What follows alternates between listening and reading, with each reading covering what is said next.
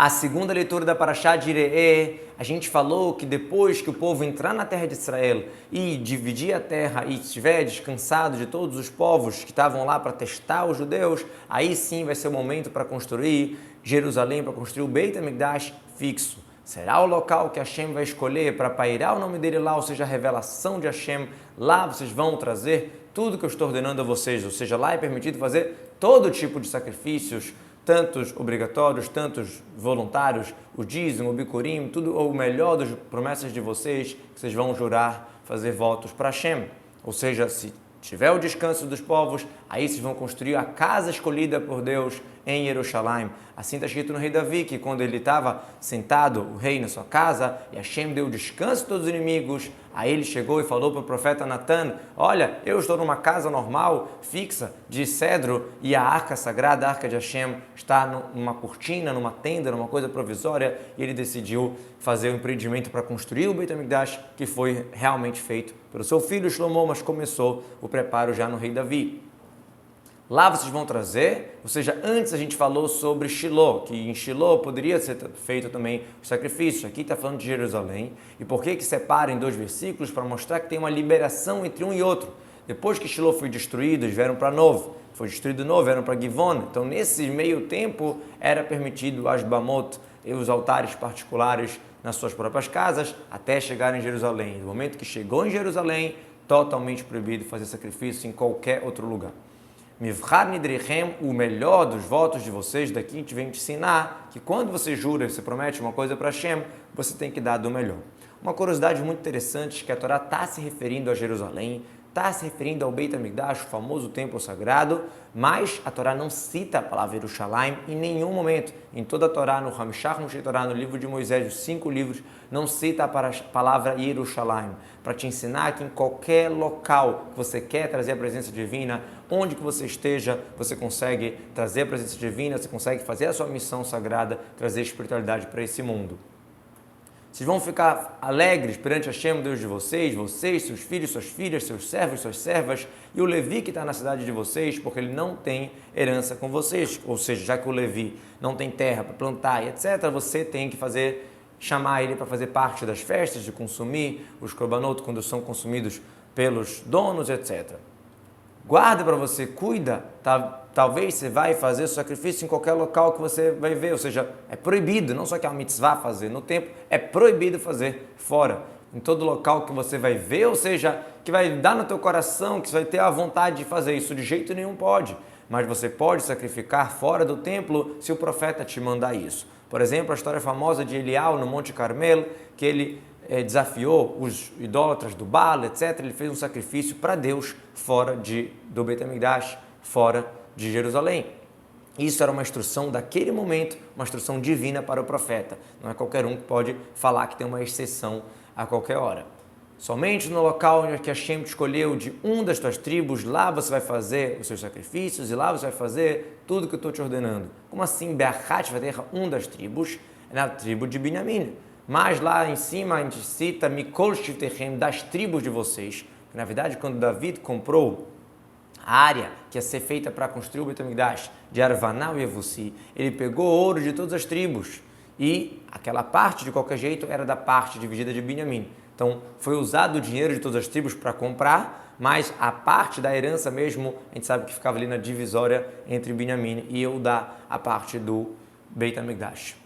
Somente com todo o desejo da tua alma você vai abater e consumir carne como a bênção que Hashem te deu em todas as tuas cidades. O impuro e o puro vai poder comer como a gazela e como o veado. Do que está se tratando aqui? Se está querendo liberar a carne normal, a carne de prazer, que não é sacrifício, que você não precisa ofertar partes para o altar, etc. Isso está escrito em outro lugar, no Passuco 20, vamos ver, quando Hashem vai aumentar a tua terra, você vai querer comer carne e tal. Do que está se tratando nesse versículo? Está se tratando de animais que foram consagrados, só que acabou tendo um defeito, e a gente vai resgatar a santidade daquele animal para comprar outro animal para ser sacrificado, e aquele animal que está com defeito, que não pode ser ofertado, vai ser consumido em qualquer local, de uma maneira corriqueira, impuro, puro, etc. Será que se tiver um defeito que pode melhorar, que pode passar, será que pode ser resgatado nesse caso? Então está escrito rak, somente vem excluir, ou seja, se o animal está com um defeito que vai passar, você precisa esperar melhorar e fazer ele korban,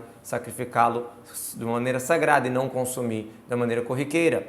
Tizbach ve'achaltá, você vai abater e vai consumir, você não pode, nesse caso, que tinha o defeito, você resgatou, você não pode tosquear ou beber o leite, e sim, só pode comer mesmo através de abater. Já que ele era sagrado, então você não vai poder ficar mantendo ele ali e tosqueando, bebendo leite, sim, você pode abater e consumir a carne de maneira normal. O impuro e o puro, justamente por ele ser sagrado, e está escrito que tudo que se impurificou não pode ser consumido, não pode deixar o impuro comer, etc, etc. Por isso que ele vem e fala que pode, nesse caso, o impuro e o puro podem comer até no mesmo prato. Katzviv e como a gazela e o veado, ou seja, que não tem korban deles. A mesma coisa aqui, mas que era para ser um korban, já que teve o defeito, está totalmente lei comum de um consumo corriqueiro. Por que compara de novo como a gazela e como o veado? Para isentá-los dos roa, lechayim e kevá, que são os presentes que são dados para o Cohen. Num caso normal, aqui como era sagrado e foi resgatado, não precisa dar esses pedaços, uma parte da pata, uma parte da mandíbula e do estômago.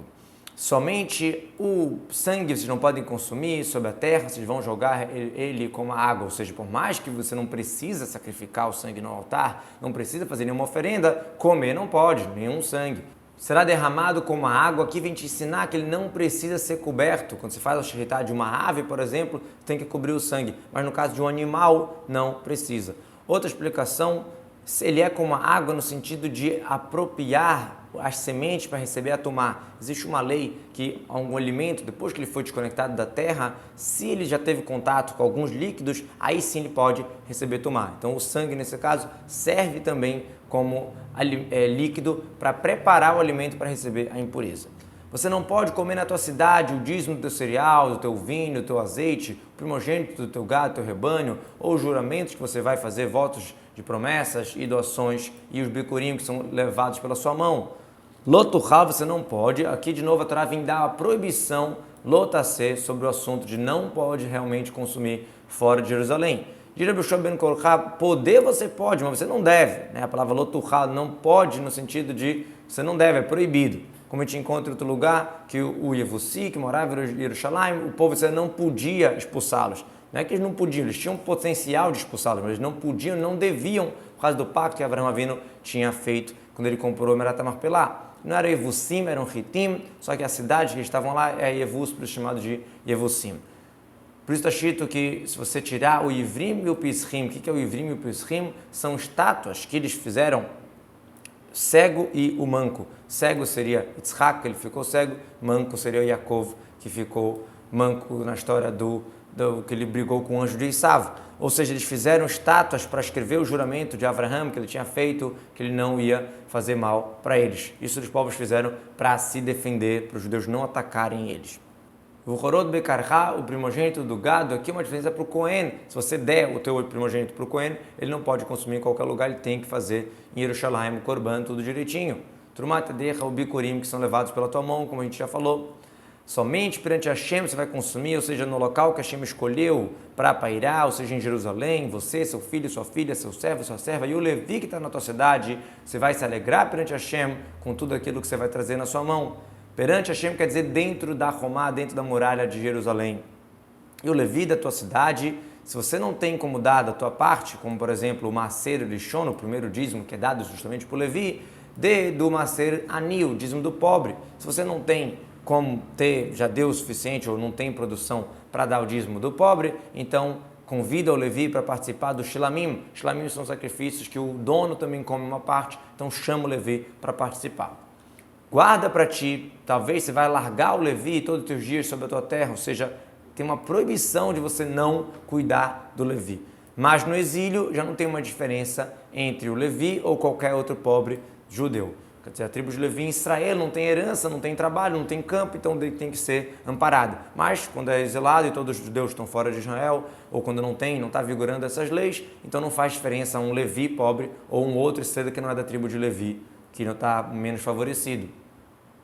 Quando Hashem vai aumentar a terra, o teu espaço, como ele disse para você, e você vai falar, eu quero comer carne, que a tua alma está com desejo de comer carne, então você pode comer carne mesmo sem fazer sacrifício. A Torá vem te ensinar que, ao mesmo tempo, um derech eretz, um caminho correto, que a pessoa não deve procurar comer carne toda hora, a não ser que ela tenha realmente riqueza e amplitude das mãos, modo de falar, para isso.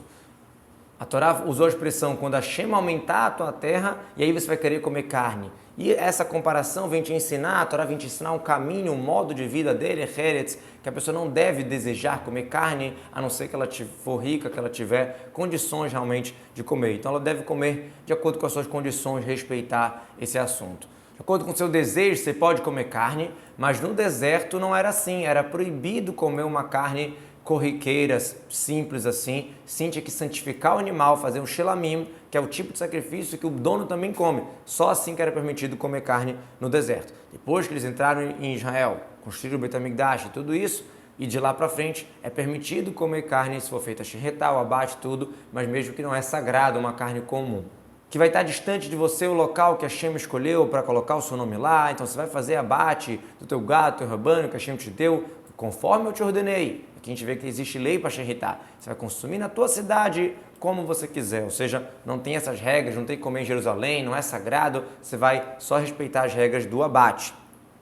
Kirhak Minha vai estar distante. Você não vai poder fazer shelamim, um sacrifício, toda vez, né? Ah, eu quero comer uma carne, vou lá fazer um sacrifício. Igual como está agora no Mishkan, que era bem perto, quem tivesse vontade de comer carne, ia até o tabernáculo, fazer o sacrifício e comer a carne. Já em Israel, não, as pessoas vão estar em várias cidades, não tem como a pessoa ir lá toda vez, em Jerusalém, toda vez que ela queira comer uma carne.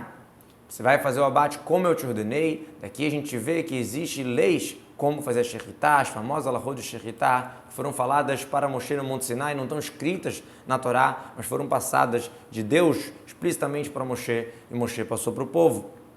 Porém, como será consumido a gazela e o veado, assim você vai consumir, ou seja, puro e impuro junto vão comer, não tem essa lei de obrigação de comer com pureza. Será que é igual a gazela e o veado que o sebo é permitido? Será que também um animal comum, o sebo é permitido, um animal que não é um animal silvestre? Então está escrito somente, vem excluir, que tem pedaços de parte da carne que não podem ser consumidos, parte do animal que não podem ser consumidos. Somente fique forte para não comer o sangue, que o sangue é a alma, você não deve comer a alma junto com a carne. Disso está escrito hazak, forte, dá a entender que eles estavam muito acostumados a comer sangue. E por isso tem que falar, fique forte, assim é a opinião de Rabi Uda. Rabi Shimon ben Azai fala, não, a Torá vem te ensinar que você deve se fortificar nas mitzvot. Não é que realmente era muito comum comer sangue. Ao contrário, se o sangue que é fácil você se cuidar, que não é uma coisa que é prazerosa, não é uma coisa que te chama atenção, te dá vontade, e a Torá te fala, fique forte, muito mais para outras mitzvot, que talvez seja mais tentação de não fazer, que seja mais difícil, você tem que ficar forte para cumprir as mitzvot. Você não deve comer a alma com a carne, aqui é uma advertência também, um pedaço de um animal vivo, ou seja, o animal está vivo, você cortou um pedaço dele e comeu, é uma proibição, inclusive uma proibição para toda a humanidade, não comer um pedaço de um animal vivo. Lotochleno, você não pode comer sobre a terra, você vai jogar como a água, ou seja, o sangue você não vai poder consumir, deve ser derramado como a água. Aqui é uma advertência para outro tipo de sangue, que não é o sangue que sai na hora do abate, o sangue que depois fica ali coagulando. Você não deve consumir, por que repete a proibição sobre o sangue? É uma advertência para o dama tamtzit, o sangue que fica escorrendo após o abate. Você não deve consumir para ser bom para você e para seus filhos depois de você, você vai fazer o correto nos olhos de Hashem. Aqui, de novo, fala para não consumir o sangue, está falando sobre o sangue que está nos órgãos, não obrigatoriamente do abate. Para ser bom para você, daqui você pode ver a recompensa das mitzvot. Se o sangue que a alma da pessoa enoja, quem se afasta dele, ele merece coisas boas para ele e para os seus filhos, muito mais roubo ou relações proibidas que a pessoa tem desejo e se ela se controla e não faz o errado, o quanto a recompensa ela vai receber. Somente os sacrifícios sagrados que vão ser para você e as suas promessas, você vai carregar e trazer para o local que Hashem escolheu. Ou seja, a carne comum você não precisa levar até Jerusalém, mas os sacrifícios sim. É verdade que você pode comer e fazer a shirritá do hulim, do tradicional, mas não está permitido fazer shirritá das coisas sagradas e comer na tua cidade, somente você deve levar para a casa escolhida, para Jerusalém. Você vai fazer os sacrifícios, vai ofertar para Hashem olá, que é o holocausto para Deus, a carne e o sangue sobre o altar de Hashem, e o sangue do sacrifício será jogado sobre o altar de Hashem e a carne será consumida. Aqui está falando de dois assuntos. Primeiro cita olá, que é o caso que você deve jogar a carne e o sangue no altar, você queima somente para Deus. E se for o shelamim, aí o sangue será jogado e a carne será consumida. Outra explicação os sábios deram aqui também, somente os sagrados, ou seja, vim te ensinar que aquilo que você consagrou fora da terra de Israel, e também as tumorot, que você trocou uma para a outra, ou o animal sagrado que teve um filho, que também ele já é consagrado, que devem ser oferecidos no altar.